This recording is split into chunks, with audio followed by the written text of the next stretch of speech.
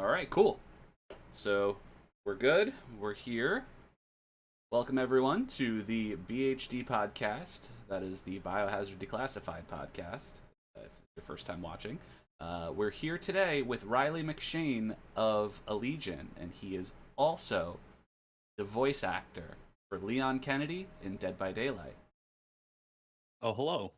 How's it going, man? Good. How are you today?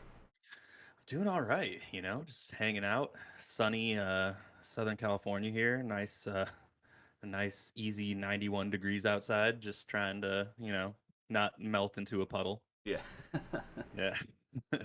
Yeah. Awesome. I mean, I wish I could be there as well, but unfortunately, all the way No, across the hey man, United with the States. with the magic of the internet, Right, here right. we Here are. we are, sitting in the same room. Yeah. Uh, Go ahead and why don't you tell us a little bit about yourself? What you do Yeah. for a living and whatnot. Yeah, totally, man. So hi, I'm Riley. I sing for a death metal band called Allegion on Metal Blade Records. Uh, I've been in that band since 2015. Uh, have released two records with them. Working on our third, getting out hopefully late this year, early next year. And yeah, other than that, I run a video game company called Proponent Games. I am the big cheese CEO of that company. We released our game Anton Ball Deluxe back in March and are working on releasing our next title, Rise of the Betrayer, hopefully by like the end of August. And other than those two things, I am uh, blossoming, newly budded voice actor, which is something that I'm super excited for. I've been knocking on the door of the voice acting field for many years, and my first real big kid job was yeah, as you mentioned, for Leon Kennedy for Yeah. Dead by Daylight. So now, absolutely, absolutely incredible thing to be considered as your first job. Yeah. And you know, uh, I spoke briefly last week with Cheney, who did the voice of Jill Valentine, for anyone who Mhm. doesn't know. Um, and her response, I feel, is going to differ from yours. Now, she did not grow up as a gamer, so like, she didn't understand how big of a role this was. Um, what was your what was going on in your mind when you realized I'm playing Leon Kennedy? Yeah.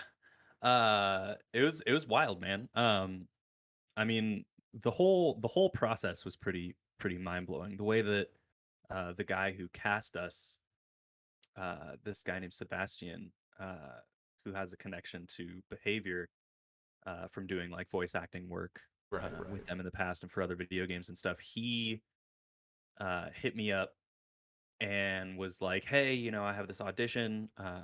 He and I had been talking about a voice acting project prior to this, so when he hit me up, I was like, "Oh yeah, cool, man. Just send it over, whatever it is." And he's like, "It's kind of a big role.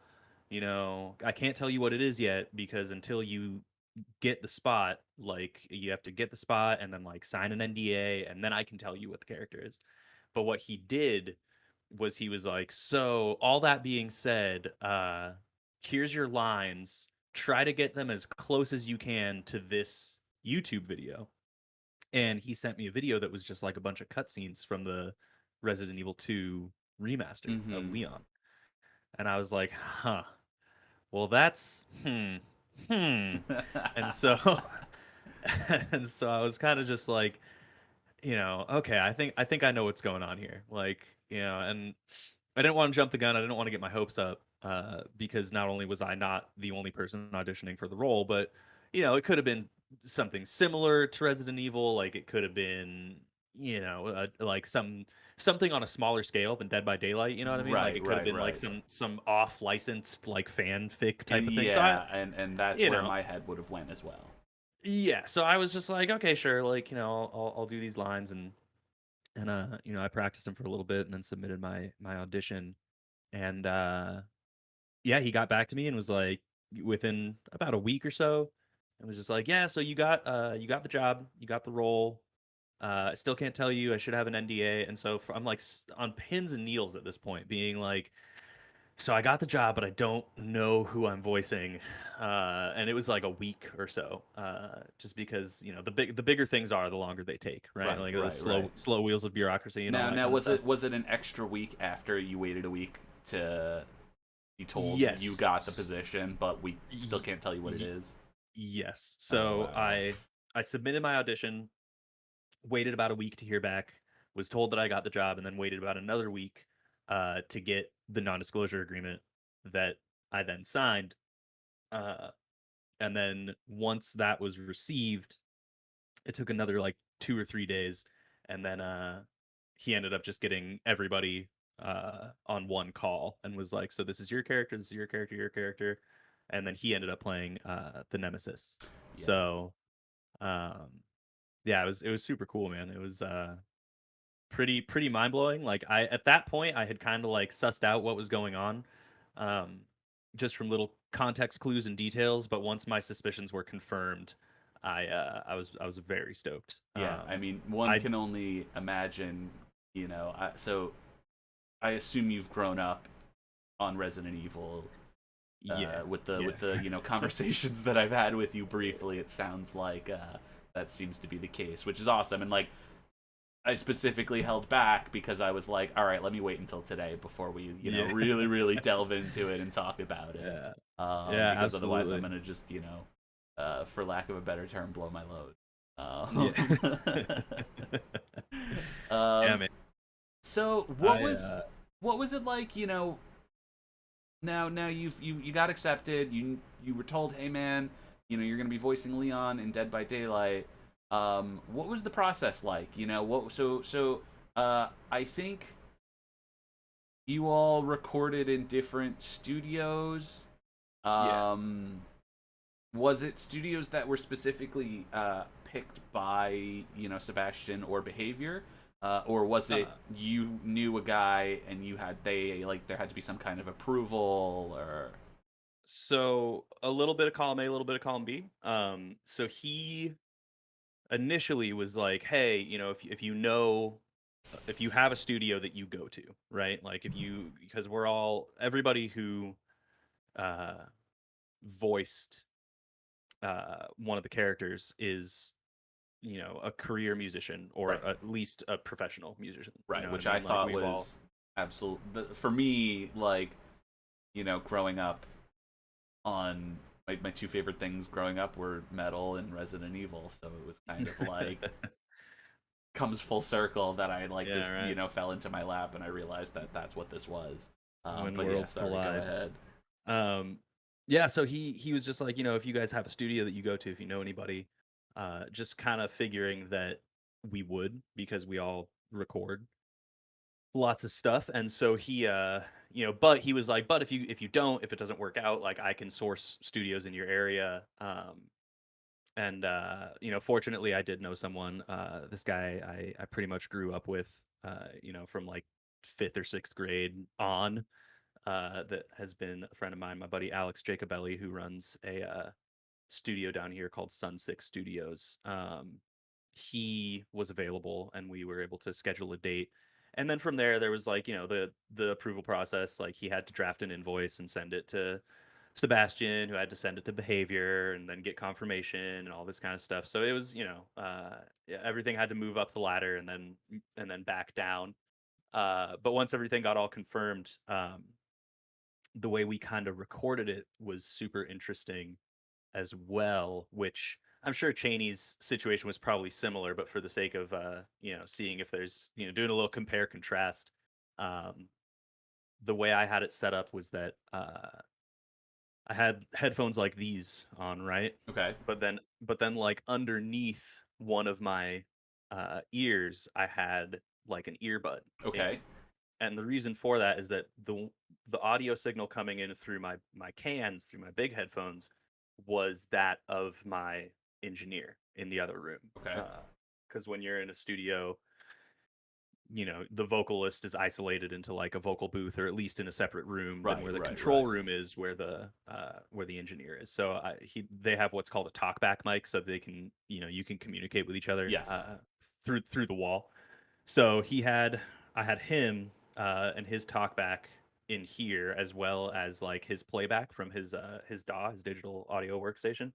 Um, and then in the earbud, I had that connected to my laptop, which was in the same room with me, um, where I had a Zoom call with the sound and voice people over at Behavior in Montreal. So uh, Alex was also on that call, and he was sending them signal through a program that I can never remember what it's called. I think it's called like Sound Movers or something like that. But basically, what it does is it uploads a direct feed of your DAW to a cloud that people can log into and then listen to what the actual signal sounds like, right? Because like hearing me talking through a microphone on a laptop into Zoom is going to be way different sounding than hearing me talk into like a $5,000 tube microphone being processed and thrown into a digital audio workstation, and have some like slight compression and all that kind of stuff going on it. So they need to be able to hear that like pro signal, so that they can get a better idea of how to direct me. Um, while I'm making sound effects and doing all that kind of stuff. So it was really interesting recording like that. I've never done a remote session in that way before.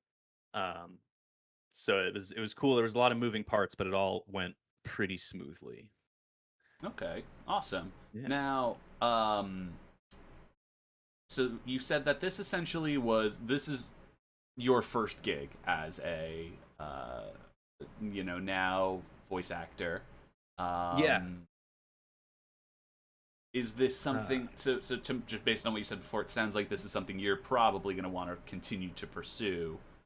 yeah, man. I would love it. Like I said, I've tried knocking on the door a few times. I've made some connections with a couple like anime studios. I've done just kind of like low profile stuff just to like build a reel up, Right, and it's right. never been like a career focus, you know what I mean, just because I have a lot of other stuff Yeah, I mean, on my plate at pretty much any given time.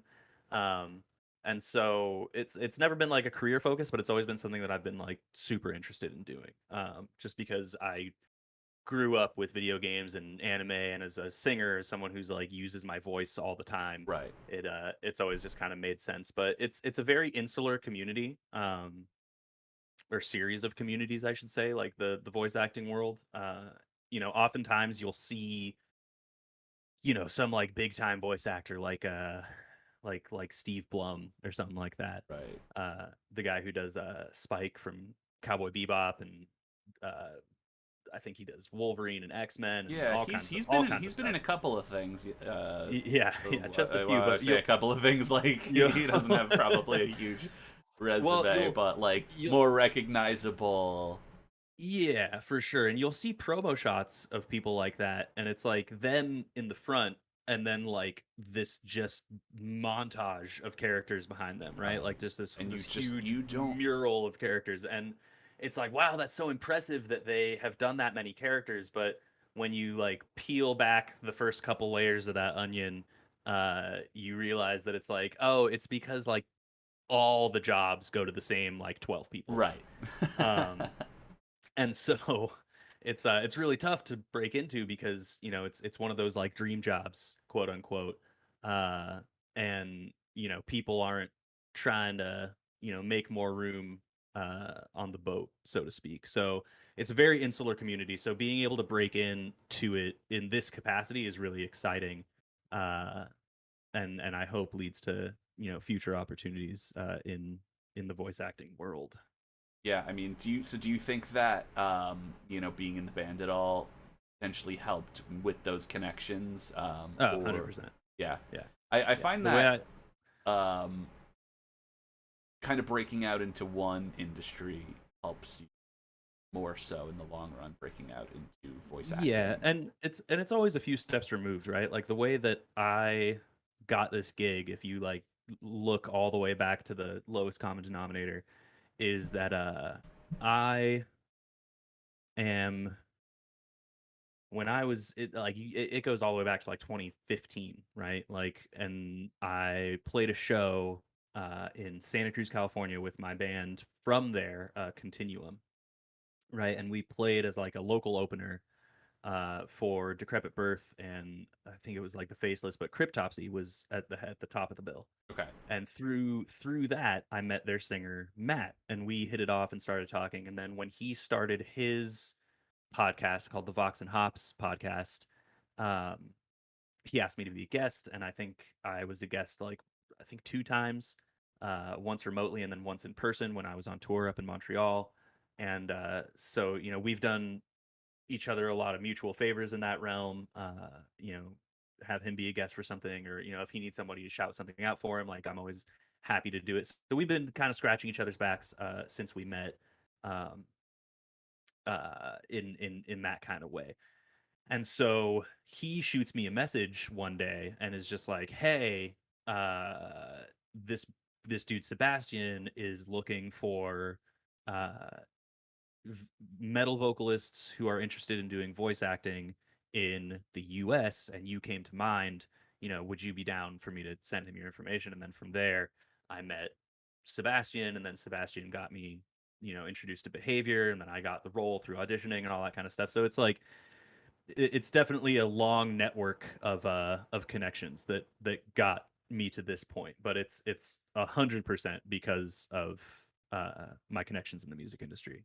So All right. Yeah. I mean, uh, that's. I mean, who would have thought in a million years that being a metal vocalist would eventually land you the role of yeah. Leon Kennedy. If I knew Yeah. that were the case, I would have continued that part of my life. But Yeah, right. Well, um, it's funny because it's like a lot of these opportunities are very peripheral, right? Like it's it's like, you know, because I feel the exact same way. Like if you would have gone to me while I was still, playing local shows with no stage under like full fluorescent lighting and been like, hey, keep this up because one day you'll be voicing a character for Resident Evil, I'd be like, go away, crackhead. Like, here's $1. Get the fuck away from me. Like, I like there's and it's just kind of thing where it's like, I kept doing metal because I love the genre, and I've been singing for such a long time. And as my career in metal grew from all sorts of different connections and networks, this opportunity presented itself, and this is one of many opportunities that have kind of come my way in one way or another to be a part of something that I probably never thought I would have been a part of, had I not continued down the road doing what I do with metal. Like my video game company is even an offshoot of that, because my business partner, uh, you know, the person that I chose to work with on this whole thing, who has tons of experience in the games industry, I only know him because of a mutual connection in the metal world, and he came to a show while we were in Philadelphia, and it was months later after that show, I was like, "Oh yeah, you're the games industry guy," and now a year after that, we're like, balls deep into a right. So video so game publishing startup. So So yeah, so I guess let's talk about that a little bit.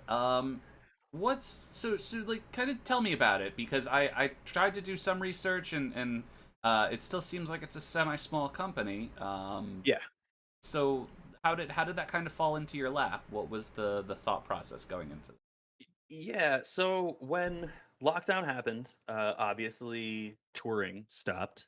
Um, Allegiant had to cancel like a US Canada headliner, couple weeks before it was supposed to start. Um, so not only was I left with a ton of free time, but a pretty significant amount of income that I was expecting just poofed, just disappeared. So I was like, well, shit, what am I gonna do? At that time, I was like, oh, I guess I could, get back into streaming. I had taken a few months of break, because I had been streaming on Twitch for like 2 or 3 years at that point. But then it was like becoming super saturated with lots of other people who, were looking at dudes like Matt Heafy being like, oh, I could do that. it? So So I was like, nah, fuck that. Like, I'm not gonna start streaming again because it's just gonna be, swimming against the tide. Uh, and so I was like, well, I've always wanted to make a video game, and I had a little bit of money set aside that I was like, well, let's see what I can do with this. So I came up with like a game design document and this whole, big this whole like grand idea for this game that I wanted to make. And when I started reaching out to development teams and publishers, well, I started reaching out to development teams. And the quotes that I was getting for what's called a vertical slice, which is basically just like a feature complete, little piece of the game so that you can, shop that around to publishers. Uh, when I was getting quotes for a vertical slice, it was like people were quoting me like 30, $40,000, and I was like, dude, I'm not going to spend that kind of money on something that is going to take 6 months to a year and then might get picked up by a publisher. You know Right. what I mean? Like Right. that's a huge gamble. And so at that point, I was like, okay, well, what about the world of publishing?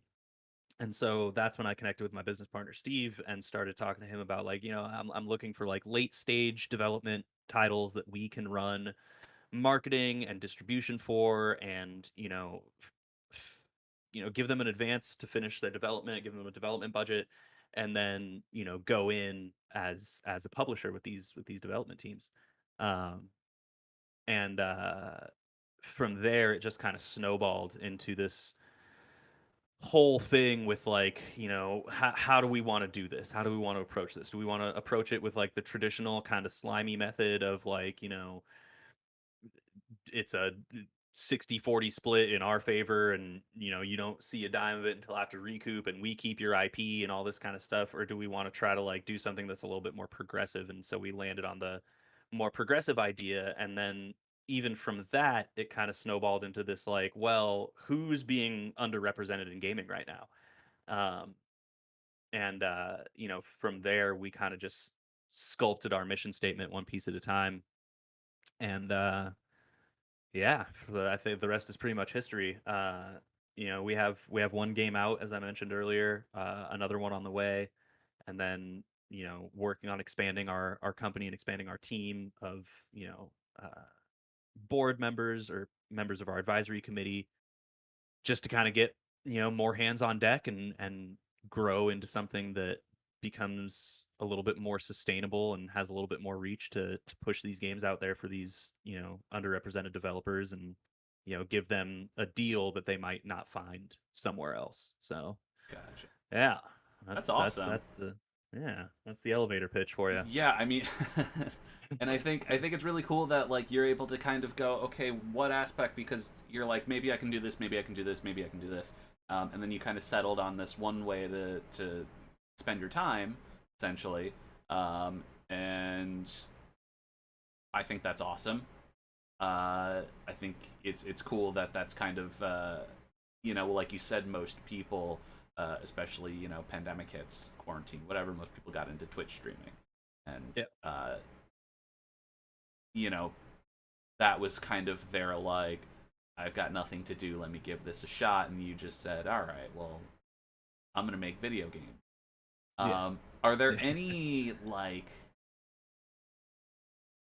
pipe dream style games that you want to work on? Like, do you think that you can see Proponent working on a survival horror game, or an RPG or something like that? Yeah.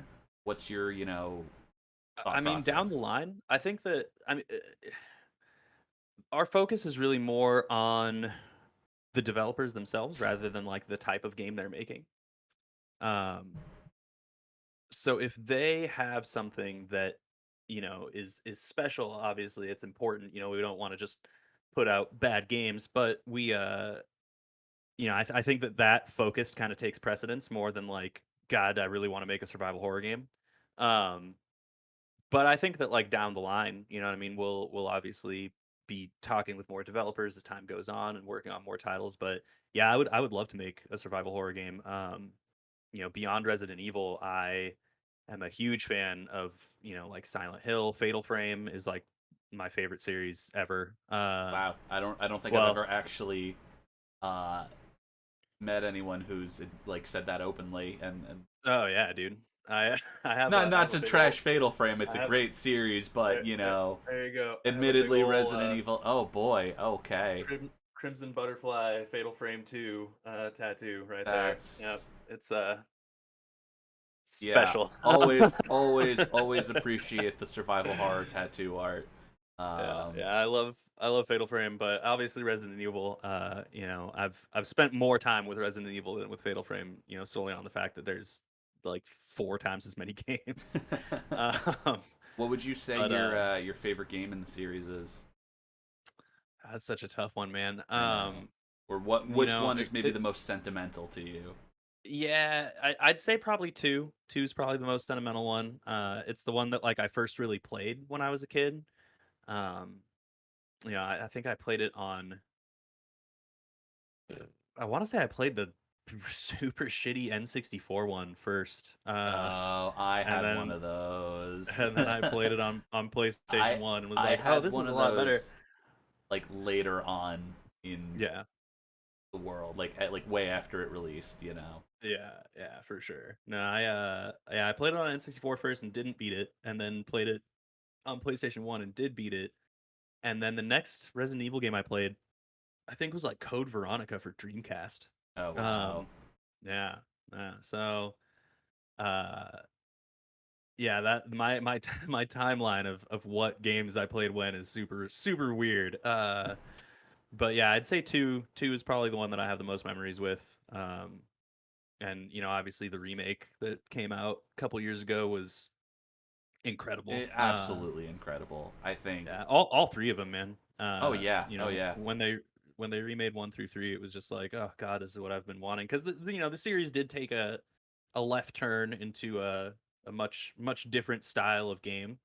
Still horror, but less survival. And I love 4 through 6, like for what they are. Right. Um, they're all great games, but they definitely bring more of that like modern Capcom action adventure type of thing to it. It's fun. Well, it's like I remember uh, I want to say Resident Evil 4 and Final Fantasy 7 Dirge of Cerberus came out like right around the same time, and I was like, oh wow, these are very very similar games. And I remember just getting crucified by people for voicing that opinion in public, and and now I look back on it and I'm just like, obviously one did way better than the other. Right. But who's But they're super similar I mean, games. to be Like, to be fair, Leon Kennedy and Vincent Valentine were both popular that's in true. the era of like edgy emo boy, Yeah, I was gonna say edgy sad boys for sure. Yeah, right, with the hair and the swoop and the attitude. and the guns. I They basically just gave 2010 Ollie Sykes a handgun Yeah. and said, "Here you go. Here's your protagonist." uh, that's Although to be incredible. fair, they predate him, but They do. They you do. know, Yeah, no, I've really been enjoying the modern take too, the new generation, uh, 7 and 8. Um, I I'm really excited to see what 9 does. I'm not going to spoil anything for those of you who might not have played it yet, but it's the introduction of characters that has kind of come along, and like these new mascots, so to speak, of the series. I think is like accomplishing something that a lot of series have not been able to do. You know and what I mean? Like you look at series that have this many entries, because not only do they have 1 through 8, but there's also, like I said, like the Code a Veronicas and like the slew of Revelations side and the games. Even the like the Zero and non-canon games, yeah, and absolutely ridiculous. And what I've so, go but ahead. it's crazy that they've been able to keep everything so cohesively tied together. Because most other games that, or what I was gonna say is that most other series that have this many games, right? Like you look at like Final Fantasy or something like that. All those games are like standalone stories, and like yeah, you have games like Dirge of Cerberus that like tie into the story of 7, or you have games like Final Fantasy 13 that's like a trilogy.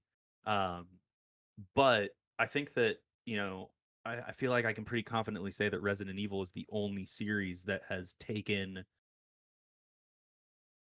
a singular linear storyline and been like, we've managed to stretch this over like 12 games. Yeah. Like it's wild. And the fact that they're continuing to progress that uh while still keeping things exciting is like just massively impressive to me.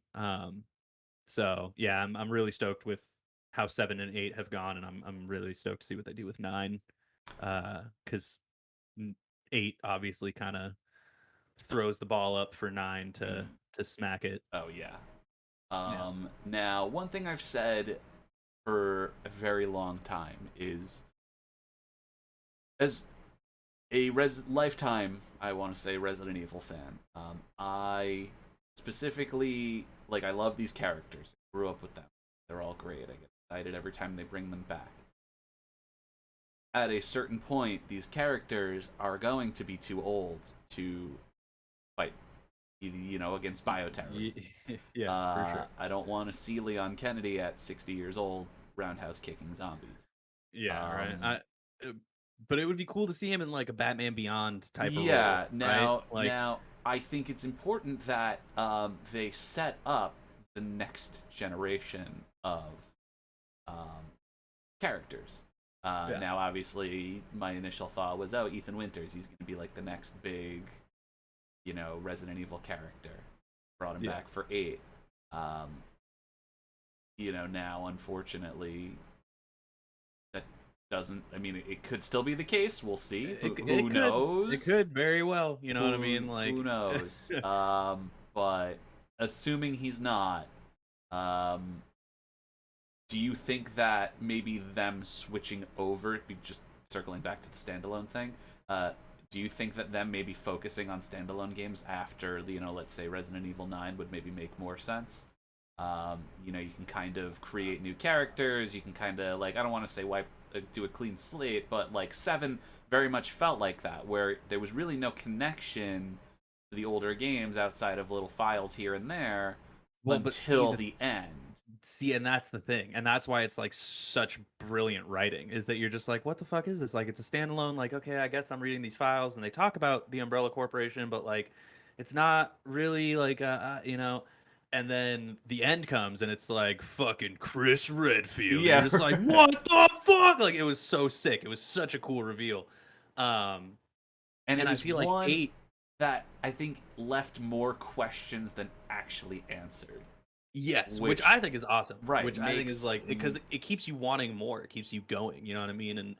And that's kind of what I mean when I say it's like a fresh way of doing it. Because it's like you can take the same 6 characters and just pound them into the ground and just like use them over and over and over and over again. But eventually, it does get kind of stale and repetitive. And so finding like new ways to keep them in the story, but like introducing new characters at the same time, um, is amazing. And then like in 8, god, I'm having such a hard time having this discussion without spoiling anything. But they they make a connection, in one of like the last big rooms that you're in before fighting the final boss. yeah, They I know make this exactly what you're connection talking. I know exactly what back you're to talking about. Yeah, Spencer, and it's just like, oh shit, like, oh shit, that's yeah. great. And then you This like, is and like the umbrella logo, and it's just, dude, it's like, I it's like truthfully, spine tingling how I cool it is. I Like, I haven't had that much fun, and I never felt as emotional playing a Resident Evil game. yeah, It's like I haven't felt like that in such a long time. I think the yeah, last yeah, time a Resident Evil game really, really tugged at my heartstrings like that was maybe 5, when they did the big yeah, Jill reveal. yeah, And like yeah, obviously everyone kind of knew that was going to be the case, but still, once you saw it for the first time, it was that like, oh my god, this is what's been yeah, going on. Like, yeah, um, which kudos to Capcom, man. They really yeah, they pulled out yeah. all the stops on this one. Their writing staff for Resident Evil is really incredible. It has to be too. And now, so I guess to go back to your question about standalone games, I don't Right. think that it's really going to be necessary, because you know, the very end, like very end Yes, of yes, yes, 8 yes. really does a layup for like that who the next big character is going to be. And I think that like Well, so using Ethan as a protagonist for 2 games to then set up what looks like a way fucking cooler character, uh because of just how like kind of badass and like almost supernatural they are. Like it yeah, it looks really sick. Like that's why I'm so excited for 9, because I'm just like, dude, what are they gonna bring in 9 to emphasize those characteristics about that character? I Uh my yeah. theory is based on who you're talking about, Yes. um, and where they could go. I would almost really like to see them go in almost a fear direction. Yeah. No, that'd be super cool. That's kind of, I was thinking kind of like a, you know, like a first person Infamous type of thing, right? Right. Like, you know, I want to Or I want those traits pulled out and brought to the center what of was the the gameplay. other one? Oh my god, I think it was a series on maybe the 360 or like that generation where it was like Mhm. a kind of a horror game, but you play as this like guy who has the ability to control shadows or something, some Oh, kind of the darkness. yes, Yeah. yes. That Yeah, for sure. I would like to see maybe a kind of reworked version of that as well. Yeah. Yeah, Uh, that'd be sick. but Yeah. Yeah, I think that they've done a really good job setting up the franchise. So I don't think that they should move into standalone games personally. I think that like the way that they've been setting up these big reveals and keeping the connective tissue intact has been super cool. So I think that you know, as they continue to grow and expand, because there's a pretty significant, you know, time jump coming up for us for the next title. I think that, you know, or I it's going to mean be cool to to have those. Oh, go ahead. to be fair, they did just announce DLC for Village They did. at E3, They did. so we may be getting it Um, sooner than Resident Evil 9. yeah. Well, I also like you know, Resident Evil. I mean, 1 through 3, right, are all just different perspectives on the same timeline. Um, like they all take place during the Raccoon City incident, right? Right. So I think that it would be super cool to you know, see something like that happen, maybe, right? Like with 9, where like the way they set it up, you're expecting this big time jump and this new character, and then they just like do Village, but like from Chris's perspective, right? Where you're just like just playing Sam. But it seems like that's probably going to be more of like a DLC thing, where Right, it's like right, right. My you're I if I had to guess, I'd say maybe Chris gets a section. Elena maybe gets a section. yeah, Um, yeah, whatever they. Uh, yeah, Also, would love to see something with Ada Wong based on yeah. those. Yeah, the concept art for Village. Hmm. That was a big thing. Yeah, Um, but I don't know how you squeeze her in at this. Maybe yeah. for the next one. I feel like there's certain clumpings of characters that like need to be together, right? Like I Yeah, feel like you can't have Ada without Leon. Um, so it's like it's tough. It's a tough one. right. Um, So yeah, because when you think of Ada Wong, you think of like I want to see her and Leon interact always, forever. yeah, pretty much. But they won't always. As is tradition. Yes. Uh, Awesome. Yeah. So it's really cool to me that you being such a big fan of Resident Evil survival horror as a whole. That's obviously such a I don't want to say a niche genre, but it's such a unique genre in terms of gaming. Um, were there any other genres, you know, growing up that you really? I mean, I see the Oblivion and Oathkeeper right behind you. yeah, So yeah. I'm gonna shot in the Uh, dark and say you're a JRPG guy too. yeah. I'm a massive JRPG fan. Like that's my preferred genre of video games. Gotcha. More so Like I than horror. 100%. Like Okay. I grew up on you know, Final Fantasy and Breath of Fire, and you know, from there started doing emulators and got into like all the older ones like Lufia and the Mana series and Chrono Trigger and all that stuff, and Fantasy have Star and yeah, just Fantasy Star not so much. Fantasy Star, I feel like Sega never quite got it right with JRPGs. I think they did in later renditions. Yeah, yeah, Fantasy Star but like Online for the like Dreamcast, right, Xbox was a right. game that I played But like Fantasy every day. Star 2 or 4, whatever the Sega Genesis one was not good. Like, it was very very very not good. Which is it's so weird, right? Because like Sega, like the Genesis versus the Super Nintendo when it comes to like soundtrack capabilities, right? Specifically, because soundtracks are such a huge part of the JRPG experience. You would think that like with Nobuo Uematsu just over there killing it in Final Fantasy Land on Nintendo, that Sega with their like advanced sound driver would have been able to generate some like amazing RPG soundtracks, but Never got they it. just They never did. will. I And that's mean, not to when say you there's were not good soundtracks on Sega games. I it's, mean, all the Sonic games have amazing soundtracks, but right, I was gonna say if yeah. you're Sega and you're cash cowing off a Sonic the Hedgehog, Yeah. you Yeah, probably for don't have to sure. necessarily worry about your JRPG Yeah. soundtracks. Yeah, that's for sure. Um but yeah, I grew up on JRPGs. I have a my entire back is Yoshitaka Amano concept art from Final Fantasy. Like I love that shit. Like That's I'm so cool. super big on JRPGs. And that has kind of expanded into the now that we live in the future and no one wants to play turn-based games anymore. Um, there's a few of them out there that still do okay. Like Persona 5 was fantastic. Great game. Um, I don't have, there's gonna be unfortunately, the patience to sit down and play games that long anymore. yeah, So yeah. I'm still working on it.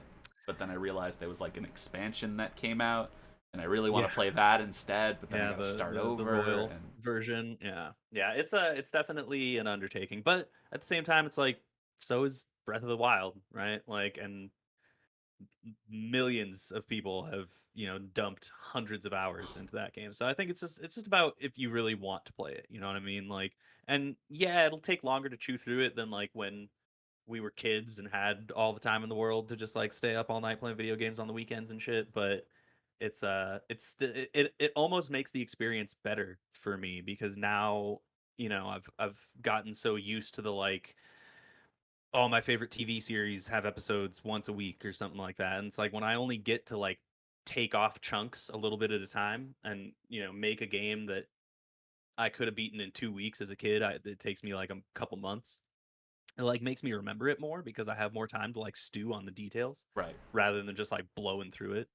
Um, but yeah, it's even with turn-based RPGs on their way out, I've been still keeping on top of a lot of the JRPGs of today.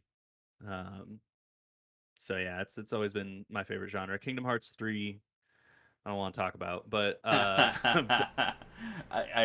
trust me as a lifelong Kingdom Hearts fan.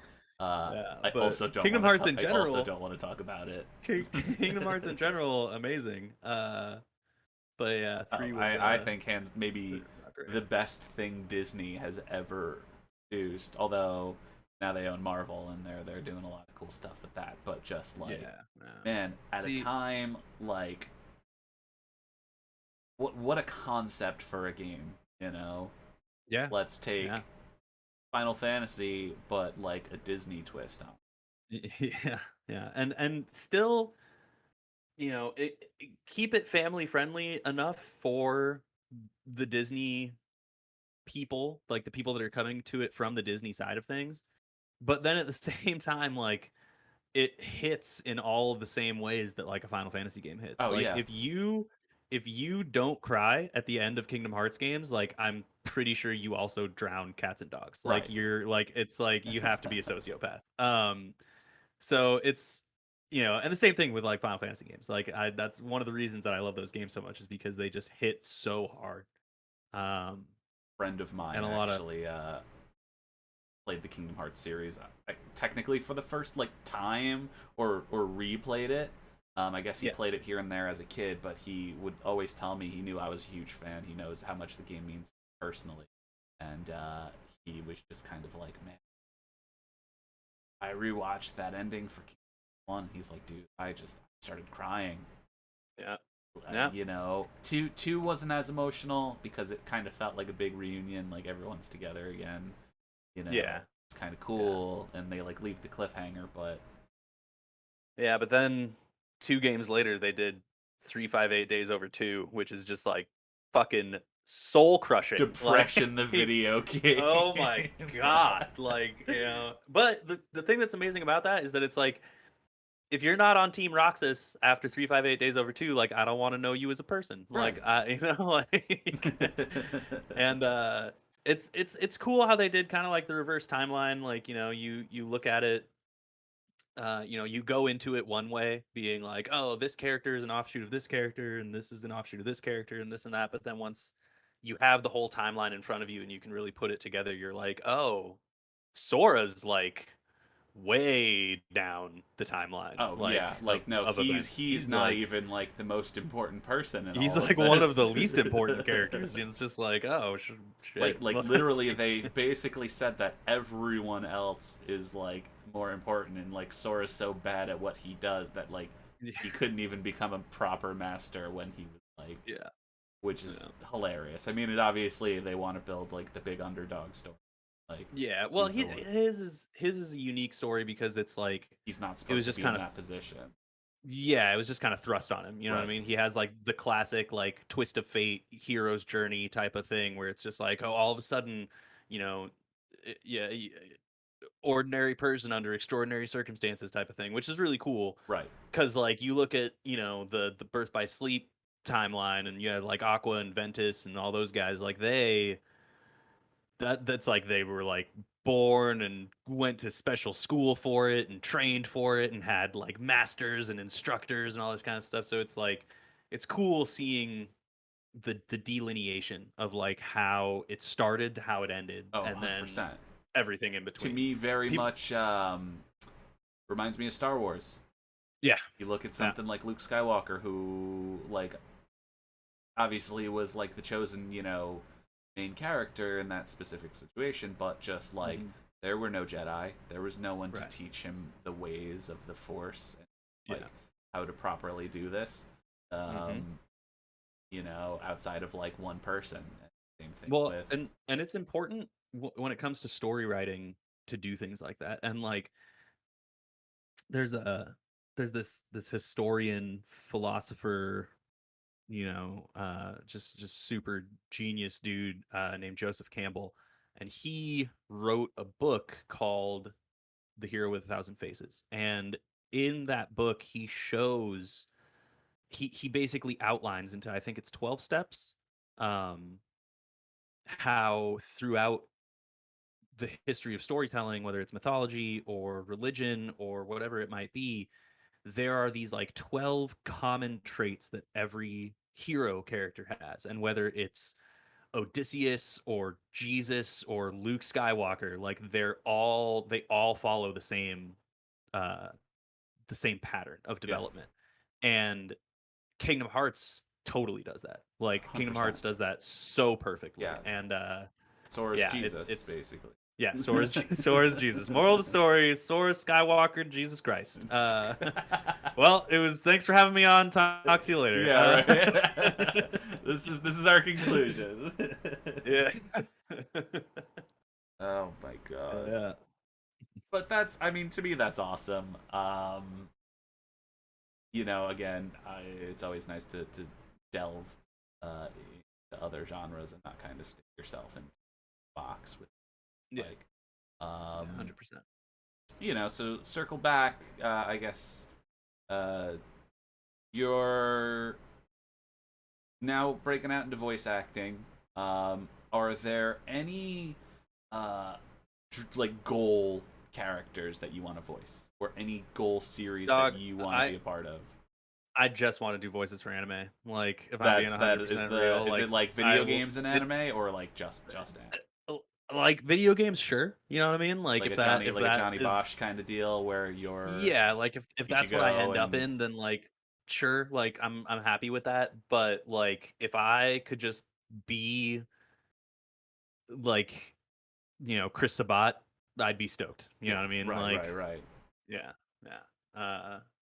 So, you know, I'm hoping, like I said, that this opportunity opens doors into other opportunities. We'll see. I'm all of the the the bulk of the reception has been positive, but it has also been really horny. So I'm uh so, someone forwarded me a TikTok the other day that has like 800,000 views on it, and Oh, it I is just like saw when you that. main Leon in in Dead by Daylight, just because, and it's just like a sample of all the most suggestive sounds I made. So I took that and made my own TikTok of it, just basically being like, put your finger down if you've ever had the suggestive noises that you've made for a video game turned into a TikTok sound. And I'm just like, yep, here I am. And that has garnered a lot of attention as well. So I'm like, it's fun, and I'm glad people are having fun with it. I'm just hoping that like future voice directors aren't being like, "Oh, you're horny Leon. Yeah, no thanks, we'll pass." Right, right, right. Now, unfortunately, your voice is going to be used in all of the weird, like, Leon porn that comes out on the Yeah. internet. This is not the career Everybody path that I listening, thought I was getting into. if you find any Leon fanfic hentai Rule 34 Leon Kennedy shit with my voice on it, I need you to send it to me. So, Maybe that'll be a quest for all of our viewers. yes, Send exactly. Riley Go. McShane all of the Leon hentai that has his voice on it. Get you a PO uh, box or something. I did give the people what they want once, but I think all you get is one. Family Guy, Spider-Man, everybody gets one. Is Everybody gets one. someone was like, SMH, you could have just made him say mommy. So I made like a follow-up response TikTok, just dropping it, just ah, ah, mommy, and like also garnering a lot of attention. So I'm just like, okay, that's enough. That's all you guys get. That's all you fiends, you absolute degenerates of the internet. Uh, God, that's funny. That's really funny. yeah. So you know, having fun with it. Like I said, hoping that it opens doors, and I'm Just don't hoping to go. come Just don't. out of the gate. Make sure it's not the back doors. You know. Yeah, yeah. I think that the best way to be successful is to just be yourself. You know what I mean? Like, you shouldn't be striving to achieve what other people have or comparing yourself to other people's successes, because that's just a way to stay behind the curve forever. So it's like, you know, in everything I do, I try to let like my truest form, I guess, like the truest parts of my personality shine through. And most of the time, I'm just a fucking nerd, man. I'm just a nerd who likes laughing at shit. So, We're all nerds, man. You know, we're all yeah. here doing the same things. Uh, and anyone who listens to this either now or later, are also just we all come from the same we're cut from the same cloth, you know. Yes, exactly. So, Um, I'm hoping that moving forward into voice acting, that's present. You know what I mean? Like people know to expect that I'm just Nerdy kind of a goofball-y goof. kind of, Yeah. yeah. And Yeah. I think uh, that to me, and obviously I know really as zero about the voice acting world in terms of how they are uh, in person, but if that is not how most of voice actors that we see operate, then I think that there needs to Yeah. Yeah. Yeah. Well, you know what I mean? It's the kind of thing, take what you do seriously, not yourself. You know what I mean? be. Like Yeah, always show up with a professional attitude. If you get a job, do it to the best of your ability. Like give give everything 150%, because that's how you push forward. But don't be a dick about it. Like just because you work hard and are seeing the fruits of those labors doesn't entitle you to be like, yeah, I'm this guy. Like, give me a fucking break. Like, yeah. So I think that it's important to, like I said, take what you do seriously, not yourself. Uh, you know, and from what I've seen, a lot of people in the voice acting world generally stick to that. Like, through friends of friends, I've met, you know, John St. John, the guy who does Duke Nukem Yep, yep, and yep. tons of other voices, and he's total chill, like super cool guy. Like does not have he's one of those guys where it's like if you try to start talking to him, blowing smoke up his ass about being a legendary voice actor, he's just like, can you talk about anything else? Right, right. Uh, so it's like he's super down to earth, super chill, like not trying to flaunt. Um, I've been fortunate to meet some people over at Funimation that I've been, looking up to since I was a little kid and have had nothing but good interactions with them. And as I continue to branch off and hopefully meet more and more voice actors, I have a feeling that that's probably going to be the gist. You know what I mean? Every once in a while, you run into an egomaniac, but that's every industry. Right, right. Uh, Unfortunately, and that's Yeah, and I some have more than others. You know what I mean? Like I've met a lot of people in the film industry, in the LA entertainment world, who it's just like posturing is just part of their fucking lifestyle, um, and so it's like, your perception is your reality type of thing. Uh, so they, will oftentimes flaunt and puff up their chest in a way to gain, recognition or social capital or whatever it is, but it's very fake. It's very like, you know what I mean? And yeah, so like I said, some industries have more than others, but I think that for the most part, most people in arts and entertainment are pretty grounded in the idea that it's like we do this because we love it. right. So, yeah. Um, yeah, I mean awesome. So with that being said, do you have anything lined up, future projects can or want to talk about? Just based Um on this, I don't know if anyone's come, knocking at your door like, hey, that was a really sexy Leon voice. yeah.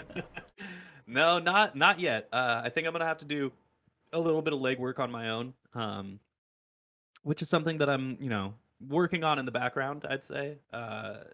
Allegiant just finished up in the studio in May, so I've been, pretty much full tilt working towards getting everything put together for that album release. We're going out and shooting some videos in Denver in just like a couple weeks here, like second week of August. So, still in it with that. Like I mentioned, with Proponent, we have another game coming out, shooting for the end of August, and I'm trying to work on getting some expansion there. So that's obviously taking up a lot of my time. That's pretty much my like Monday through Friday, 9 to 5 type of deal. Right, right. Um, so I think that I'm gonna have to do some legwork in the voice acting world. Put together a reel, start reaching out to people, making myself known.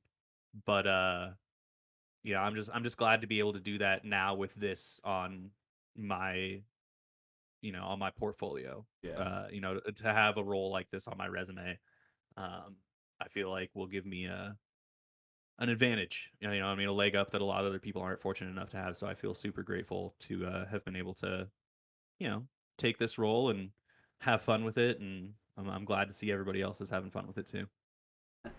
Right. Um, yeah. I mean, already a very impressive resume. Even if you slap Leon Kennedy on there, that's already, I would say, a little more impressive than most voice actors who have more work than you have. Yeah. Do you want to kind of break out into like more like lines and stuff, or are you happy with doing like the kind of grunts and groans and Yeah, I you mean, know? whatever. Whatever the role calls for. I have a feeling based off of my history in metal that I'm going to be doing a lot more like like monster voices and zombies and all that kind of stuff. That's just kind of what you get typecasted as when you can make those sounds. Right. So I think that that's probably going to be something in the future, and that's generally very low dialogue type of stuff. Um, but at the same time, I'm also, I'd be happy to play a character. You know what I mean? Like Yeah, someone that has more actual. dialogue than action sounds. But I Um, think that having those action sounds, like knowing how to do them and how to get all that kind of going, I think will help when it comes down to doing those roles, because I feel like that's probably where most people struggle, right? Is because like when you're acting, when you're learning how to voice act and do all that kind of stuff, like you're really good at controlling emotion and conveying certain things with your words and with dialogue and your delivery of things. But like then when it's just like, okay, well, you guys are going to be, fighting or climbing or doing some shit, like I feel like it's a little more difficult to tap into that grunts and groans type of, method of performance and delivery. So I'm stoked that I'm getting that experience out of the way early so that it doesn't become a roadblock for later roles down the line that have a little bit more, are a little bit more dialogue intensive. yeah, I mean, hey, look at people like Bryan Cranston. You know, he started off doing Yeah. monster voices. Yeah. Um, so, truthfully, anything's possible.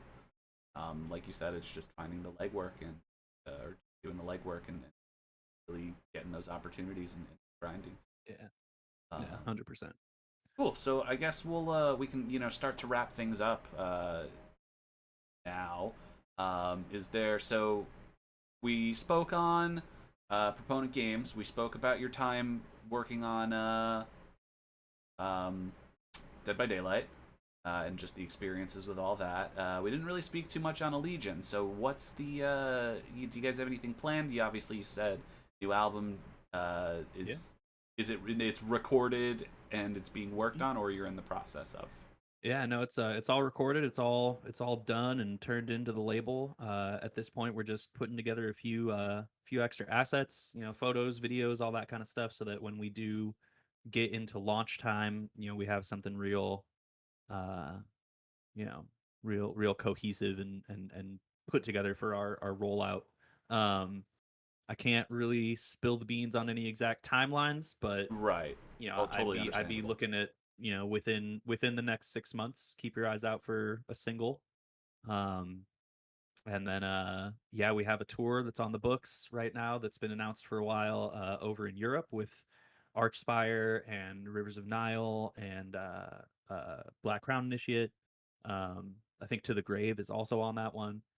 So that should be really fun. Hopefully, it still goes through. I know a lot of bands are canceling their Euro runs right now because of the new Delta strain of COVID, and it's all still kind of up in the air. But fingers crossed that goes through. I'm remaining cautiously optimistic, and even if that doesn't happen, we have some stuff that I can't really go into details on lined up for the first quarter of next year as far as touring goes. So definitely putting up the pins to knock them down with a Legion right now. So later this year, early next year, I'd definitely keep an eye out for what we're going to be doing. Awesome. Love to hear it. Yeah. I was gonna ask anything planned for North America specifically, but I guess that kind of lumps into that and answers it. Yeah. Not something that we can talk about right now, which is Yeah, absolutely nothing fine. nothing I can give specifics on, unfortunately, but we do obviously have your North American plans in the works as Right. far as shows go. And whether those are going to be later this year or early next year, I cannot disclose. But definitely something that we're working on. Cool. And in terms of so also as well in terms of the games that are coming out, where can people go to play those, buy them? Yeah. Do you have it on Steam? Is it do you download through the website? What's Yeah. the Both of our games are on Steam. Anton Ball Deluxe just actually dropped its first like major DLC pack on the 13th, so that's available on Steam. We're pushing towards a Switch release for that game, hopefully within the next couple months. Um, Rise of the Betrayer is currently just on Steam. There is a prologue version of it that is live, or that will be live, sorry, in just about 10 days. Um, which kind of allows you, it's like a working demo type of thing. Like it allows you to play through the first couple hours of the game before the actual game comes out at the end of August. Um, so yeah, so there's a little bit available for everything. but it's mostly PC centric at the moment. Okay, yeah. Yeah, Seems to be the starting point for most. yeah, You yeah, know. for sure. Um, If you're an indie dev, Steam is definitely the easiest platform to push out to, but it's also incredibly saturated. So that's why we're trying to, push out to get a Switch release, and hopefully we can get something on like Game Pass, and lots of wheels in motion trying to get more eyes on the games and the developers and the company as a whole. yeah, cool. All right. Well, I think that's I think we're pretty much gonna wrap it up now. Um, Cool. yeah. So I just want to say thank you so much for hanging out with me today, and Yeah, man. Of course. Thanks for inviting me on. It was a lot pod, of fun. podcasting. I want to thank everyone who's been listening live. And if you aren't live, be sure to check us out on Spotify, YouTube. We'll have the link up on Facebook as well. Um, and you can go to bhd.gg on all of our social media platforms. We'll do weekly streams on Facebook, YouTube, Twitch. We check all the boxes. Um, I want to thank Riley for joining us today. Be sure to go check out Proponent Games. Be sure to go check out Allegaeon and go buy that Resident Evil DLC for Dead by Daylight so that you can get those sexy Leon sounds. I know I'll be playing that tonight. When Leon gets hooked, you just leave him up there for a while. Right. No, don't touch. I let Leon get hurt on purpose so I could heal him. Although, funny enough, I think one of his perks is he doesn't actually make noise when he heals. Yeah. So I wonder if that was that something just before we ended up. Was that something that like you just record those lines? No, I did do some of his healing stuff. I think that you have to have that perk Activated. like activated, right? It's called like Iron Will or something like that. Right. But yeah, so those sounds are still definitely in there, but I know some people are just like, depending on what side of the fence you're on, they're like, yeah, I'm gonna keep Iron Will on or off. So yeah, for sure. Awesome.